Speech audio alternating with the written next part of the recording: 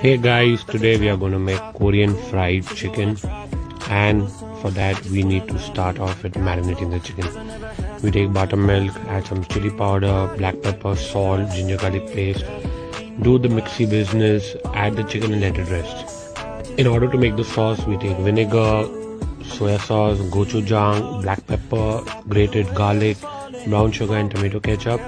Again, mix it well and keep it aside. Now it's time to get hands dirty and dredge the chicken, that is coated in flour. Now fry it. That's it. It's quite simple.